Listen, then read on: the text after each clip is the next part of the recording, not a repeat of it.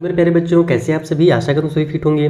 प्यारे स्टूडेंट, आज की वीडियो में हम लोग एक्सरसाइज 5A का क्वेश्चन नंबर 6 और उससे आगे क्वेश्चन सॉल्व करेंगे। लास्ट वीडियो में मैंने जो बहुत पहले बनाया था उसमें मैंने आपको क्वेश्चन नंबर 5 तक सॉल्व करना सिखा दिया है। अगर आपने वो वीडियोस नहीं देखे तो उनका लिंक मैं आपको ऊपर आई बटन में भी दे दूंगा और नीचे डिस्क्रिप्शन बॉक्स में भी दे दूंगा। वहाँ जाकर के आप वीडियोस देख लीजिए ताकि आपका बेसिक कॉन्सेप्ट भी क्लियर हो जाए और 1 से 5 तक के जो इंपॉर्टेंट क्वेश्चन हैं वो भी समझ में आ जाए। क्योंकि देखो, ये 5th वाला जो है ना, ये हमारा पहले आ भी चुका है। सॉरी, क्वेश्चन नंबर 4th वाला CBSE 2017 में ना, तो वो वीडियोस आप लोग देख लीजिएगा। साथ ही साथ जो मैं नोट्स वगैरह बनाऊंगा उसके लिए आप टेलीग्राम चैनल ज्वाइन कर सकते हैं, जिसका लिंक मैं आपको नीचे डिस्क्रिप्शन बॉक्स में प्रोवाइड करा चुका हूं। तो 6th वाले क्वेश्चन में हमसे क्या कह रहा है भैया कि if the nth term of A progression is 4n - 10, यानी कि nth टर्म हमको दे दिया गया है, यानी कि tn की वैल्यू हमको दे दी गई है।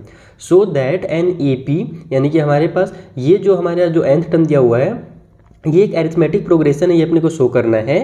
And find its first term, common difference and हमारे पास 16 टर्म, यानी कि इसका पहला टर्म निकालना है। चूंकि हमारे पास AP है तो पहला टर्म तो होगा ही, कॉमन डिफरेंस भी होगा और इसका 16 टर्म भी हम लोग निकाल सकते हैं फॉर्मूला लगा करके। आइए कैसे बनाना है अपन कॉपी में समझ लेते हैं। तो देखो, सबसे पहले आप लोग इस तरीके से लिख लोगे कि हमारे पास ये क्या है, एक हमारा nth टर्म है, इसीलिए हम लोग इसको इस तरीके से लिखेंगे कि tn की जो वैल्यू है वो हमको दी हुई है 4n - 10 क्वेश्चन में ही। हम लोग इसको पहले तो इसका फर्स्ट टर्म निकालना है, यानी कि n के जगह पर हम लोग फर्स्ट लिखेंगे 1 लिखेंगे, तो ये हो जाएगा हमारे पास 4 × 1 माइनस में 10। तो यहाँ से हो जाएगा हमारे पास 4 - 10 इक्वल टू -6, यानी कि जो पहला टर्म है ना उस AP का वो -6 है। आप लोग एक काम करो, क्योंकि हम लोग को कॉमन डिफरेंस भी निकालना है ना और इसको एक श्रेणी के रूप में दिखाना भी AP के रूप में, तो यहाँ पर आप लोग कम से कम 2 तो इसके निकालोगे। T1 निकाल लिया, अब आप लोग T2 निकाल लो।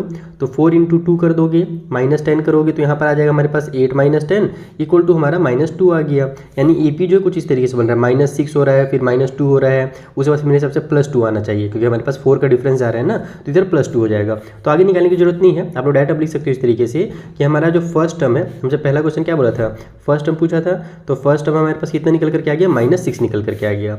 सेकंड में हमसे बोला था कॉमन डिफरेंस बताइए, तो कॉमन डिफरेंस, तो कॉमन डिफरेंस जिसको हम लोग D भी बोलते हैं, उसके लिए हम लोग क्या करते हैं, सेकंड टर्म में से हम लोग फर्स्ट टर्म को माइनस करते हैं, T2 में से T1 को माइनस कर देते हैं। तो हमारे पास -2 में से माइनस करना है -6 को। तो सबसे पहले तो ये हमारे पास माइनस और माइनस प्लस हो जाएगा, है ना, ये वाला माइनस माइनस, तो -2 प्लस में 6 लिख लो। और जब ये सॉल्व होगा तो हमारे पास प्लस माइनस हमारा माइनस होगा, 6 में से 2 माइनस होगा तो 4 आएगा, और बड़े नंबर प्लस की साइन है तो प्लस वाला 4 आएगा। यानी कि जो कॉमन डिफरेंस है, जो दूरी है एक टर्म से दूसरे टर्म की, वो 4 है, जैसे कि हमको यहाँ पर भी दिख गया था।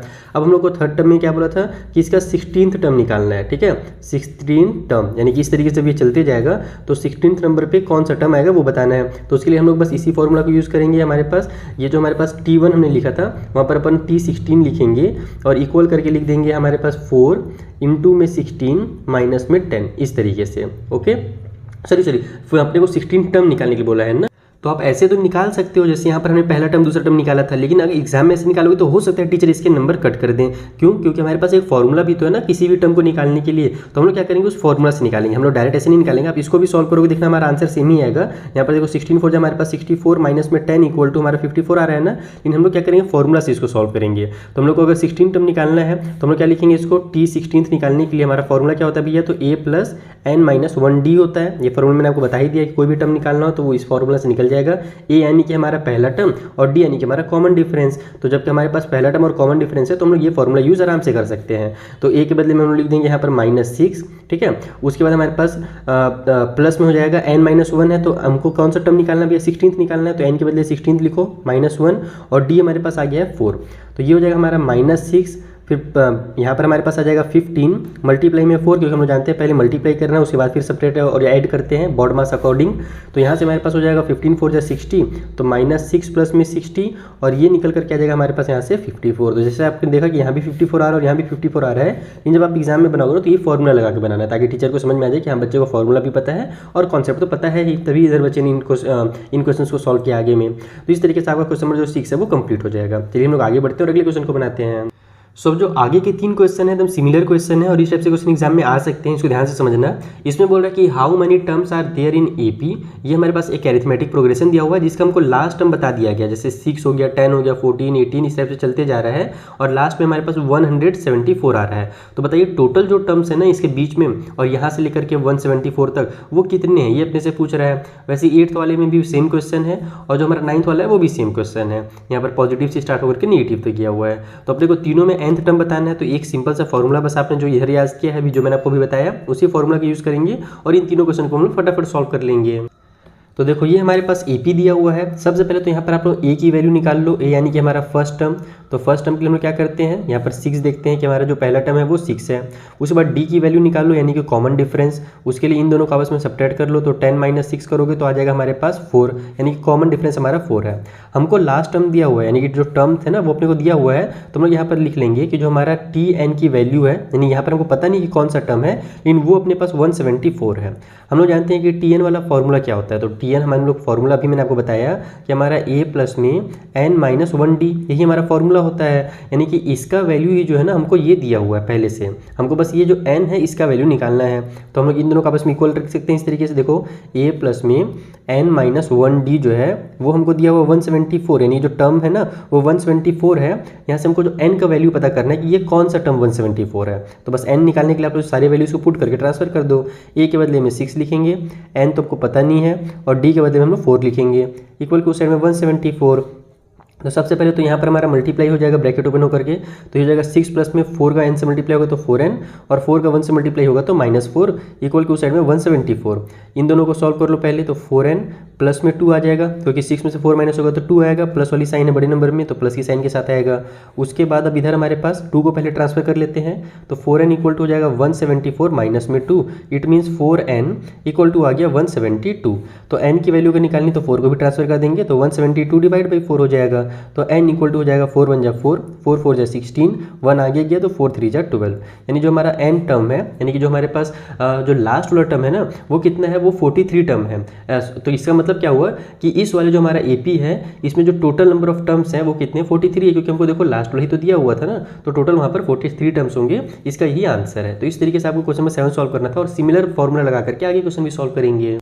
देखो अगला वाला क्वेश्चन यहाँ पर ये AP दिया हुआ है। फिर से वही चीज़ लिखोगे आप लोग कि पहला टर्म हमारे पास 41 है। कॉमन डिफरेंस देखें तो 38 में से 41 माइनस करेंगे तो हमारे पास माइनस का 3 आ जाएगा कॉमन डिफरेंस।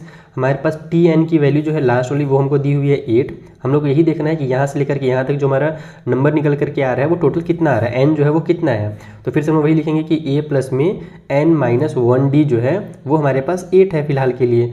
A का वैल्यू हम लोग को पता है 41 है, n - 1 लिख दो और D का वैल्यू हमको पता है -3 है इक्वल के उस साइड में 8 रहने दो। यहाँ पर से जब हम लोग ब्रैकेट खोलेंगे तो -3 का प्लस n से मल्टीप्लाई होगा तो -3n हो जाएगा, -3 का -1 से मल्टीप्लाई होगा तो प्लस का 3 हो जाएगा, 3 × 1 = 3 इक्वल के उस साइड में 8 कर दो। अब यहीं पे अपन सॉल्व कर लेते हैं, कंप्लीट हो जाएगा। पहले तो 3 और 41 को ऐड करेंगे तो हमारे पास 44 हो जाएगा। तो ये बन गया हमारा 44 माइनस में 3n इक्वल के उस साइड में 8 है। अब यहाँ से अपन पहले 44 को ट्रांसफर करेंगे तो माइनस का 3n इक्वल टू हो जाएगा 8 माइनस में 44 क्योंकि इधर प्लस में था तो -3n को दिख रहा है ना अच्छे से, थोड़ा सा नीचे कर देता हूँ। तो माइनस का हमारे पास 3n इक्वल टू हो जाएगा यहाँ पर से 36 और हमारे बड़े नंबर में माइनस की साइन है तो माइनस है 36। इस माइनस से माइनस को कैंसिल कर दो, n इक्वल टू हो जाएगा हमारा 36 डिवाइड बाई में 3 तो n इक्वल टू निकल करके आ जाएगा 3 का टेबल 12 टाइम पे 36 आता है तो n इक्वल टू 12। इस तरीके से आपका क्वेश्चन नंबर 8 भी कंप्लीट हो गया। सो जो अगला क्वेश्चन है तो सिमिलर, बस इसमें क्या कर दिया गया है कि हमारे पास जो नंबर है उसको फ्रैक्शन में दे दिया गया है। तो हम लोग कॉमन डिफरेंस निकालेंगे तो फ्रैक्शन में निकल जाएगा। जैसे देखो हमारा जो पहला वैल्यू है जो फर्स्ट टर्म है A का वैल्यू 18 है लेकिन D का वैल्यू निकालने के लिए हम लोग को इसमें से इसको माइनस करना पड़ेगा। तो सबसे पहले तो 15 और 1/2 को हम लोग क्या करेंगे यहाँ पर मिक्स फ्रैक्शन से इम्प्रॉपर में कन्वर्ट करेंगे। तो उसके लिए तरीका क्या है, इसका ऐसे मल्टीप्लाई और ऊपर में ऐड। तो 2 को 15 से मल्टीप्लाई करोगे 30 आएगा, 30 में 1 ऐड करोगे तो 31 डिवाइड बाई में 2 माइनस में 18 आ गया। तो बस यहाँ पर ये हो जाएगा हमारा 31 माइनस में 2 का टेबल 18 टाइम पढ़ लो तो 2 18 जब हमारे पास 36 होता है तो माइनस में 36 और डिवाइड बाई में 2 आ गया। तो ये बन जाएगा हमारे यहाँ से -5/2। फिर से हम लोग वही लिखेंगे कि हमारे पास TN जो है वो हमारे पास दिया हुआ है -47, लास्ट वाला -47 दिया हुआ है। तो बस यहाँ से फिर वही फॉर्मूला A प्लस में n - 1D लगा करके हम लोग इसको सॉल्व करेंगे। -47 A का वैल्यू 18 है तो 18 कर लो प्लस में n - 1 और D का वैल्यू हमारे पास फ्रैक्शन में है तो -5/2 लिखो इक्वल के उस साइड में -47। अब देखो एक चीज़ यहाँ पे ध्यान रखो, अगर मैं इसको इससे मल्टीप्लाई करता हूँ तो -5/2n आ जाएगा, फिर इसका ऐसे मल्टीप्लाई करूँगा तो प्लस में 5/2 आएगा, यानी कि अब इधर फ्रैक्शन बनते जाएगा। फिर फ्रैक्शन को मुझे 18 के साथ सॉल्व करना पड़ेगा। तो मैं क्या चाहता हूँ कि मेरा काम आसान हो, तो आसान कब होगा जब ये फ्रैक्शन ना बने, और फ्रैक्शन कब नहीं बनेगा जब मैं इसको डायरेक्ट सॉल्व करूँगा।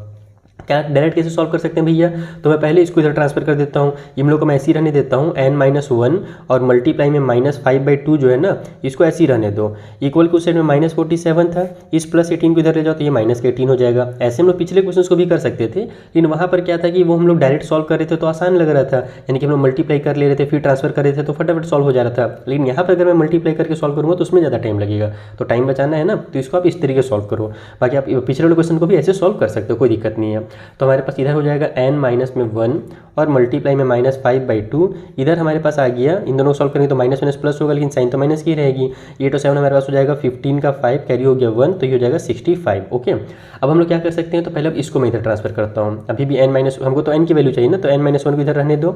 ये हो जाएगा हमारे पास क्या बोलते हैं 65 पहले से है, ये हमारे इधर जाकर के डिवाइड में आ जाएगा। इसका मतलब ये होता है कि आप इसको मल्टीप्लाई में ही लिखोगे, बस ये जो हमारा न्यूमरेटर है वो डिनोमिनेटर में चल जाएगा और जो नीचे का 2 है वो ऊपर चला जाएगा, इस तरीके से हो जाएगा। और माइनस की साइन को हमेशा हम लोग बीच में या फिर ऊपर ही लिखते हैं ना, चाहे वो डिनोमिनेटर का हो चाहे किसी का भी रहे, कभी भी उसको हम लोग ऊपर में ही लिखते हैं।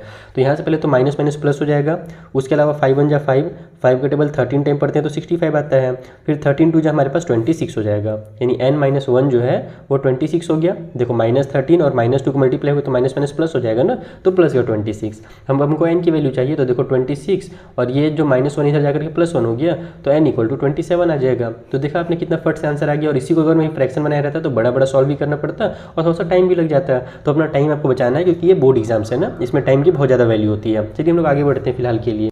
सो जो क्वेश्चन नंबर 10 से लेकर के 15 तक क्वेश्चन है ना, उसमें हम लोग से बस एक ही टाइप से क्वेश्चन पूछ रहा है कि which term of AP is इतना। बाकी आगे क्वेश्चन थोड़ा सा कॉम्प्लिकेटेड किए गए हैं, जो बोर्ड एग्जाम्स में आए हैं उनको हम लोग सॉल्व करना सीखेंगे, चिंता मत करो।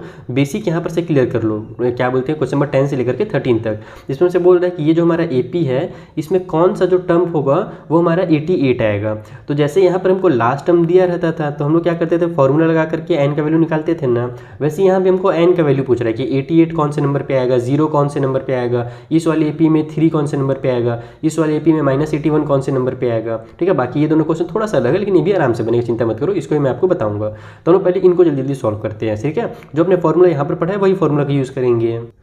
तो देखो ये हमको एपी दिया हुआ है, अरिथमेटिक प्रोग्रेशन। हमको पता नहीं कि 88 कहाँ पर आगे जाकर के आएगा, तो हम मान लेते हैं कि जो nth टर्म होगा, यानी कि 10वां 12वां कोई सा भी जो टर्म होगा, nth नंबर पे जो नंबर आएगा वो हमारा 88 होगा। ठीक है, आप बी और इज कुछ भी करके यहाँ पे लिख सकते हो, बी लिखना ज़्यादा बेटर रहता है।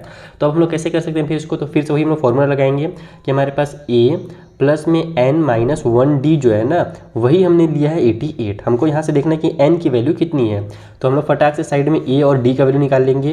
तो a तो अपने को 3 दिख ही रहा है पहला वाला टर्म, और d का वैल्यू हम लोग 8 में से 3 माइनस करके निकालेंगे तो हमारे पास 5 निकल करके आ जाएगा। इसमें से इसको माइनस करेंगे तो बस यहाँ पर अब सॉल्व करो, ये हो जाएगा 3 प्लस में हमारा n-1 और d के बदले में हम लोग देख लिए 5 है, इक्वल के साइड में 88 है। जैसे कि मैंने आपको पिछले वाले वीडियो में बोला था, सॉरी पिछले वाले क्वेश्चन में ही बोला था कि आप लोग इसको डायरेक्ट ट्रांसफर करके भी सॉल्व कर सकते हो। तो देखो हमने क्वेश्चन नंबर 8 तक हम लोग इसको सॉल्व करके ट्रांसफर कर देते हैं ना, इस बार मैं आपको डायरेक्ट सॉल्व करना सिखाता हूँ। हम लोग सबसे पहले क्या करेंगे कि हमारे पास जो प्लस वाला 3 उसको उधर भेज देंगे, तो हो जाएगा हमारे पास n- है ना 1 मल्टीप्लाई में 5 इक्वल टू साइड में 88 माइनस में 3 हो जाएगा। तो ये बन गया हमारे पास n-1 मल्टीप्लाई 5 इक्वल टू हमारे पास हो जाएगा यहाँ से 85। ओके, अब हम लोग ये जो मल्टीप्लाई में 5 है उसको भी इधर ट्रांसफर भेज देंगे, तो यहाँ मल्टीप्लाई में इधर आकर डिवाइड में हो जाएगा। तो n-1 इक्वल टू हो जाएगा हमारा 85 डिवाइड में 5, तो ये बन गया हमारा n-1 इक्वल टू 5 1 जा 5 यहाँ पर हो जाएगा, और उसके बाद 3 आगे जाएगा तो 5 7 जा हमारे पास 35 आ जाएगा। अब इस -1 को इधर भेज दो, तो n इक्वल टू हो जाएगा 17 + 1 और इक्वल टू हमारा 18 आ जाएगा। इसका मतलब जो 88 है ना, वो हमारा 18th टर्म है। तो इसको आप लोग इस तरीके से लिख भी दोगे कि सो 18th term of given AP is 88। बस ये आपका फाइनल आंसर हो गया। तो इस तरीके से आपको बाकी क्वेश्चंस भी सॉल्व करने हैं। बेसिक कॉन्सेप्ट वही रहेगा जो पहले आपने यूज़ किया है, और यहाँ पर फटाफट सॉल्व हो जाएगा।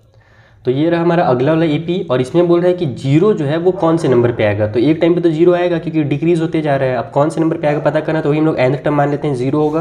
तो फिर से वही चीज़ लिखेंगे कि a प्लस में n-1d जो है वो इक्वल टू हमारे पास 0 दिया हुआ है इस बार। तो अब यहाँ से हमारा a का वैल्यू कितना है भैया, तो a का वैल्यू निकाल लेते हैं जल्दी से। a का वैल्यू हमको 72 मिल जाएगा यहाँ पर।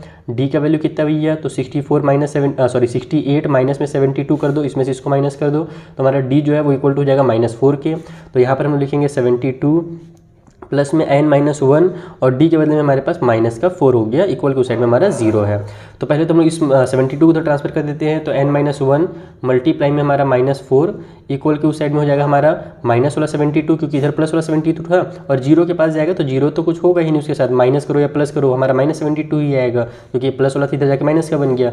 अब इस -4 को भी ट्रांसफर कर दो तो हो जाएगा n-1 इक्वल टू हो जाएगा हमारे पास, चूंकि मल्टीप्लाई में जो जाकर डिवाइड में, तो -72 डिवाइड में -4 हो गया, माइनस से माइनस कैंसिल, 4 1 जा 4, ऊपर में यहाँ पे 4 1 जा 4 हो जाएगा, बचेगा हमारे पास कितना 3, आगे जाकर के 32 बना दिया तो 4 8 जा हमारे पास 32 आ जाएगा। अब यहाँ से हमारे पास हो गया n = 18 और ये माइनस नीचे जाकर के +1, तो n का जो वैल्यू है वो 19 आ गया, यानी कि हमारा जो 19th टर्म होगा वो 0 होगा। 19 जब आगे बढ़ेंगे हम लोग 19 बार तो हमारे पास 0 आ जाएगा। ओके, और इसको भी आप लोग इसी तरीके से स्टेटमेंट बना करके लास्ट में जरूर लिखिएगा जब एग्जाम में आएगा। तो हम लोग अभी फिलहाल के लिए आगे बढ़ते हैं। सो जो अगला वाला एपी है थोड़ा सा अलग दे दिया है, यहाँ पर हमें पास फ्रैक्शन वगैरह दे दिया है, तो घबराना बिल्कुल नहीं है, जैसे पहले सॉल्व करे थे वैसे सॉल्व करेंगे। ए का वैल्यू हमारे पास 5/6 है, डी का वैल्यू निकालने के लिए हम लोग वहाँ पर सेकेंड में से फर्स्ट को माइनस कर देंगे, यानी कि 1 में से माइनस कर देंगे 5/6 को। आप लोग इसमें से इसको या फिर इसमें से इसको ही माइनस किसी से भी किसी को कर सकते हो, ध्यान रखना। तो डी इक्वल टू हो जाएगा हमारे पास 6 1 जा 6 और 6 में से 5 माइनस हो जाएगा इस तरीके से, नीचे में हमारा 6 तो है ही, तो ये 1/6 आ जाएगा। समझ में है ना, इसका इससे मल्टीप्लाई करो, ऊपर में माइनस है तो माइनस, प्लस है तो प्लस कर दो, तो आंसर आ जाता है। तो डी का वैल्यू 1/6 आ गया। हम लोग फिर से वही मानेंगे, हमसे पूछा ये है कि जो 3 है ना वो कौन से नंबर पे आएगा, तो हम लोग मान लेते हैं कि nth नंबर पे हमारा 3 आएगा। तो फिर से यहाँ पर हम लोग उसी टाइप से लिख देंगे कि हमारा a प्लस में n-1d जो है वो हमारे पास 3 है। तो a का वैल्यू हमारे पास कितना है भैया 5/6 है, प्लस में हमारे पास n-1 और मल्टीप्लाई में d का वैल्यू हमने 1/6 निकाल लिया, इक्वल टू हमारा 3 हो जाएगा। तो यहाँ से हम लोग पहले क्या करते हैं, प्लस वाले को ट्रांसफर कर लेते हैं, तो n-1 मल्टीप्लाई में 1/6 इक्वल टू हो जाएगा हमारे पास 3, और ये जो हमारा प्लस वाला इधर जाकर के माइनस में 5/6 हो जाएगा। तो ये बन गया हमारे पास n-1 मल्टीप्लाई में 1/6 इक्वल टू हमारा 6 3 हो जाएगा 18, 18 में से हमारा 5 माइनस कर दो तो आ जाएगा 13। तो ये मैं 13/6 डायरेक्ट लिख लेता हूँ, मैंने इसका इससे मल्टीप्लाई किया और ऊपर में माइनस कर दिया। ओके, अब हम लोग n-1 निकालने के लिए पहले इसको ट्रांसफर करेंगे, तो ये हो जाएगा 13/6 और मल्टीप्लाई में ऊपर नीचे हो जाएगा 6/1 बन जाएगा, तो 6 से 6 कैंसिल कर दो तो 13 आ जाएगा, क्योंकि नीचे में 1 है तो उसको लिखने की जरूरत है नहीं। तो n इक्वल टू हो जाएगा हमारा 13 प्लस में 1, ये माइनस इधर जाकर प्लस हो गया, तो n इक्वल टू हमारा 14 आ गया। इसका मतलब कि 14th नंबर जब हम लोग आगे बढ़ते जाएंगे तो 14th नंबर पे 14th टर्म पे हमारा 3 निकल करके आ जाएगा। तो इस तरीके से आपका क्वेश्चन नंबर 12 भी कंप्लीट होता है। तो यहाँ पर हमारे पास ये ए पी दिया हुआ है और हमसे पूछ रहा है कि -81 जो है वो कौन सा टर्म होगा। चलिए पता करते हैं। सबसे पहले ए का वैल्यू देखते हैं, तो 21 दिख रहा है, और डी का वैल्यू हमारे पास 18 माइनस में 21 करेंगे तो ये हमारा -3 आ जाएगा। ओके, तो यहाँ पर हमारे पास वही हमने लिख लिया कि मान लेते हैं जो n टर्म होगा वो -81 होगा, यानी कि a प्लस में n-1d जो है वो हमारे पास -81 है। a की वैल्यू हमने देखा 21 है, n-1 को वैसे ही रहने दो, d का वैल्यू हमने देखा -3 है, इक्वल टू साइड में हमारा -81 हो जाएगा। 21 को तो ट्रांसफर करो जल्दी से, तो n-1 मल्टीप्लाई में -3 इक्वल टू हो जाएगा हमारे पास -81, और ये जो हमारा माइनस वाला है इधर जाकर के प्लस में प्लस वाला है इधर जाकर के माइनस में हो जाएगा 21। तो यहाँ से हमारे पास n-1 मल्टीप्लाई में -3 इक्वल टू हो जाएगा माइनस माइनस प्लस, लेकिन साइन माइनस ही रह जाएगी, 80 और 20 हो जाएगा 100 और 2 और है तो 102 हो जाएगा। तो ये बन गया 102 इस तरीके से माइनस में। अब हम लोग इस -3 को ट्रांसफर कर देते हैं, तो n-1 इक्वल टू हो जाएगा -102 डिवाइड बाई में -3, क्योंकि यहाँ पे मल्टीप्लाई है तो इधर आके डिवाइड में हो जाएगा, माइनस से माइनस कैंसिल, 3 हमारे पास हो जाएगा यहाँ पर 3 3 = 9 और 1 आगे गया तो 3 4 = 12 हो गया। तो n-1 इक्वल टू 34 है, तो n इक्वल टू हो जाएगा 34 प्लस में 1 इक्वल टू 35, यानी कि 35 टाइम हम लोग आगे बढ़ेंगे ना इस वाले एपी में, तब जाकर के हमारे पास माइनस का 81 आएगा। तो इस तरीके से हमारा जो n की वैल्यू वो 35 हो गई। ये बन गया हमारा क्वेश्चन नंबर 13। तो देखो जब आगे के जो क्वेश्चन है ना वो हमारे सीबीएसई में 2 बार रिपीट भी हो चुके हैं, यानी कि इस टाइप से क्वेश्चन रिपीट होने के चांसेस हैं, आपको इसको अच्छे से समझना पड़ेगा। हमसे बोल रहा है कि विच टर्म ऑफ एपी, ये जो एपी है इसका कौन सा जो टर्म है वो 72 ज़्यादा होगा, मोर देन है ना 72 more than it's 41st term, यानी कि अगर अपन इसका 41st टर्म निकालते हैं, 41वां टर्म निकालते हैं, ठीक है, तो यहाँ पर उससे भी 72 ज़्यादा जो होगा ना वो कौन सा टर्म होगा। तो सबसे पहले हम लोग क्या करेंगे, 41वां टर्म निकालेंगे। तो जैसे मान लो इसका 41वां जो टर्म रहेगा वो 100 आ गया। मैं आपको इसको एकदम एग्जाम्पल नॉर्मल वे में समझाता हूँ कि 41वां जो टर्म है वो हमारा मान लो 100 निकल करके आ गया। उसके बाद हम लोग से क्या बोल रहा है 72 ज़्यादा करना है ना, तो 100 में 72 ज़्यादा कर दो, यानी प्लस कर दो, तो हमारे पास 172 आ जाएगा। तो इसका मतलब हमसे ये पूछ रहा है कि इस वाले एपी में 172 जो है ना वो कौन से नंबर पे आएगा। जैसे पहले क्वेश्चन थे सेम टू सेम वही क्वेश्चन है, बस हमको पहले क्या करना पड़ेगा 41वां टर्म निकालना पड़ेगा और उसमें 72 ज़्यादा करना पड़ेगा। तो सेम टू सेम पिछला क्वेश्चन की तरह बन जाएगा, और पिछला क्वेश्चन आपने बना लिया तो ये भी फटफट बन जाएगा। तो देखो ये हमारे पास AP दिया हुआ है, यहाँ पर मैंने पहला टर्म और जो कॉमन डिफरेंस है वो निकाल लिया। सबसे पहले हम लोग क्या करेंगे, जैसे मैंने आपको समझाया 41st टर्म निकालेंगे, यानी कि T41 निकालेंगे। तो उसके लिए हम लोग वही काम करेंगे, a प्लस में n-1d वाला फॉर्मूला लगा देंगे। तो यहाँ पर अपने को 41 टर्म निकालना है, यानी कि n के बदले 41 लिख देंगे। तो a के बदले में पहले तो 8 लिख लो, प्लस में n के बदले में आप लोग 41, माइनस में 1 और मल्टीप्लाई में d के बदले में 6 लिखो। तो ये हो जाएगा हमारा 8 प्लस में 40 मल्टीप्लाई 6, तो इट मीन्स ये हो जाएगा हमारे पास 240। तो 8 प्लस में 240 इक्वल टू हो जाएगा हमारे पास 248। अब हमसे क्वेश्चन में क्या बोला है, अकॉर्डिंग टू क्वेश्चन कि हमसे 72 ज़्यादा निकालना है ना। तो 41st टर्म में हम लोग क्या करेंगे, यानी कि जो हमारा T41 निकला है उसमें 72 प्लस कर देंगे।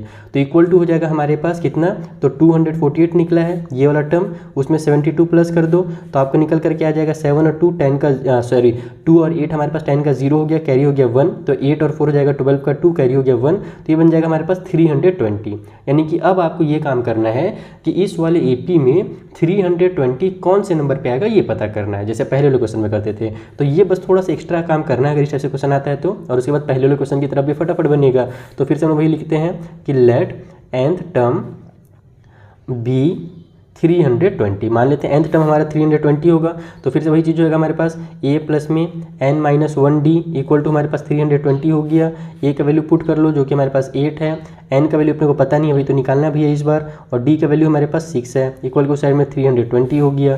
तो यहाँ से इसको अगर ट्रांसफर करेंगे तो n-1 मल्टीप्लाई में 6 इक्वल टू हो जाएगा हमारे पास 320 माइनस में 8। तो ये हो गया हमारे पास n-1 मल्टीप्लाई में 6 इक्वल टू आ जाएगा हमारे पास 312। 6 को भी ट्रांसफर कर दो तो n-1 इक्वल टू हो जाएगा हमारा 312 डिवाइड बाई में 6 आ गया। तो जब इसको कट करेंगे तो हमारे पास 6 1 जा 6, 6 5 जा हमारे पास 30 हो जाएगा, और 1 आगे जाएगा तो 6 2 जा 12 हो जाएगा। तो n-1 इक्वल टू 52 आ रहा है। तो ये हो जाएगा n इक्वल टू 52 प्लस में 1। इसका मतलब जो n का वैल्यू होगा वो 53 होगा। यानी कि अब इसमें इस वाले क्वेश्चन में क्या हुआ कि जो हमारे पास 72 ज़्यादा होगा ना हमारे 41th टर्म से, जो कि हमारा 320 है, वो इस वाले AP में 53 टर्म पे आएगा। तो इस तरीके से आपको इस क्वेश्चन को सॉल्व करना था। कितना सिंपल सा क्वेश्चन था। आई होप आपको अच्छे समझ में आ गया होगा। पिछला क्वेश्चन अगर आपको समझ में आया तो ये भी आपको आराम से समझ में आ गया होगा। एक इसी टाइप से लास्ट क्वेश्चन हम लोग सॉल्व कर लेते हैं जो कि सिमिलर है इसी वाला क्वेश्चन का, और वो भी एग्जाम में आ चुका है एक बार। आइए उससे सॉल्व किया जाए। सो अगले क्वेश्चन बोल रहा है कि विच टर्म ऑफ AP, इस वाली AP में कौन सा जो टर्म होगा वो 130 ज़्यादा होगा उसके 31st टर्म से। यानी कि फिर से वही काम करेंगे, इसका 31st टर्म निकालेंगे, जैसे पिछली बार 41st निकाले थे, इस बार 31st वाला टर्म निकालेंगे, उसमें 130 प्लस कर देंगे क्योंकि मोर फिर से कहा गया है, मोर मतलब ज़्यादा होता है, लेस करता तो हम लोग माइनस कर देते। और उसके बाद फिर हमको पता चल जाएगा जल्दी से कि कौन सा टर्म जो होगा वो 31st टर्म से 130 ज़्यादा होगा। तो यहाँ पर पहले की तरह मैंने लिख लिया कि ये हमको AP दिया हुआ है, A और D का वैल्यू इतना है। हमको इस बार क्या बोल रहा है कि 31st टर्म हमको बताना है पहले ना, यानी कि 31st टर्म तो निकालना पड़ेगा। तो हम लोग यहाँ पर से T31 लिख करके, आप लोग A31 भी लिख सकते हो, दोनों चीज़ें एक ही होती हैं, AN और TN। तो यहाँ पर हमारे पास हो जाएगा A प्लस में n-1d, एक बार फॉर्मूला लिख लेते हैं, उसके बाद फिर वैल्यूज को पुट करेंगे। तो A का वैल्यू 5 है, प्लस में n यानी कि 31 माइनस में 1 इक्वल मल्टीप्लाई में हमारा 10 हो जाएगा। तो ये तो 30 आ जाएगा, 30 का 10 से मल्टीप्लाई करेंगे तो 300 आ जाएगा। तो मैं डायरेक्ट इसको 5 प्लस में 300 कर देता हूँ, इक्वल टू हो जाएगा हमारा 305। यानी कि हमारा जो 31st टर्म है ना इस वाले AP का वो 305 है। इतना समझ में आ गया।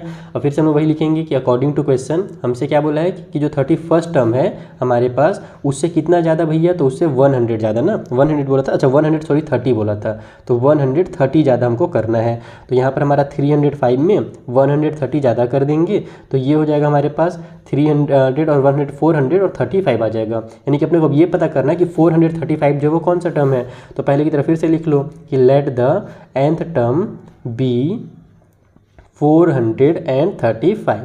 तो यहाँ से हमारे पास फॉर्मूला लगा देंगे A प्लस में n-1d वाला, और इक्वल टू लिख देंगे 435। A की वैल्यू 5 है, n का वैल्यू अपने को निकालना है, d का वैल्यू हमारे पास 10 है, इक्वल को साइड में 435 हो गया। इसको अगर अपन प्लस की साइन लगाना बिल्कुल मत भूलिएगा, नहीं तो गड़बड़ हो जाएगा। ये हो जाएगा n-1 मल्टीप्लाई में 10 इक्वल को साइड में 5 को ट्रांसफर करेंगे तो जाकर के माइनस हो जाएगा, इधर प्लस है तो ये बन जाएगा हमारे पास 430। अब डायरेक्ट सॉल्व कर लेता हूँ, पिछली बार तो मैंने आपको डिटेल में समझा ही दिया था, ये बस इधर वाला जाकर के उधर माइनस हो गया। अब इस 10 को ट्रांसफर कर देंगे तो n-1 इक्वल टू हो जाएगा 430 डिवाइड बाई में 10, 0 से 0 कैंसिल हो जाएगा तो 41 आ जाएगा। तो n-1 43 आ जाएगा, तो 43 लिख देंगे और एन का जो वैल्यू होगा वो 43 प्लस में 1 हो जाएगा, माइनस वाले इधर जाके प्लस हो गया, तो एन इक्वल टू 44 हो जाएगा। इसका मतलब कि इस वाले एपी में जो हमारा 44th टर्म होगा वो 31st टर्म से 130 ज़्यादा होगा। ये बन गया हमारा क्वेश्चन नंबर 15। आई होप आपको सारे क्वेश्चन जो मैंने इस वाले वीडियो में कराया अच्छे समझ में आ गए होंगे। कुछ भी डाउट होगा तो इंस्टा टेली के थ्रू पूछिएगा। हम लोग मिलते हैं नेक्स्ट वाले वीडियो में जहाँ पर आगे क्वेश्चन बनाएंगे। तब तक के लिए थैंक यू फॉर वॉचिंग।